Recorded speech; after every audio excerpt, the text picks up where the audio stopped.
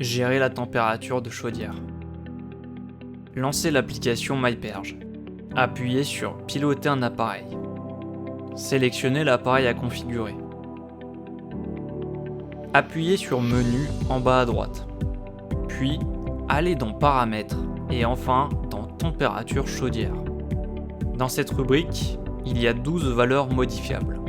La première valeur est la température extérieure au-delà de laquelle le chauffage est coupé. Nommée aussi température extérieure maxi, cela correspond à la température au-delà de laquelle le brûleur, la pompe à chaleur et le circulateur de chauffage sont coupés, quel que soit le mode de chauffage.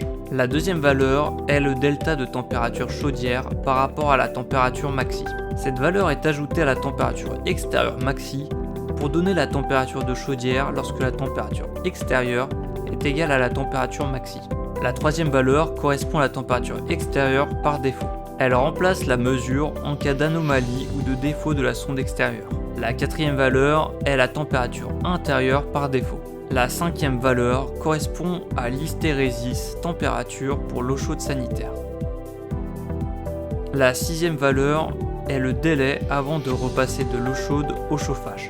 La septième valeur correspond à la température de consigne primaire, c'est-à-dire la température que la chaudière doit atteindre pour produire de l'eau chaude sanitaire. La huitième valeur est la pente de la régulation.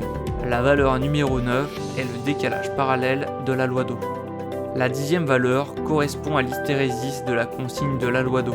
La onzième valeur est le coefficient de sensibilité de la compensation d'ambiance. On règle cette valeur entre 0 et 15. 0 est égal à pas de compensation d'ambiance. 1 est égal à une compensation faible et 15 est égal à une compensation forte.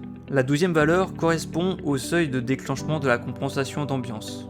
C'est l'écart entre la température mesurée et la température demandée au-delà de laquelle la compensation s'active. N'oubliez pas d'appuyer sur Valider pour appliquer les modifications.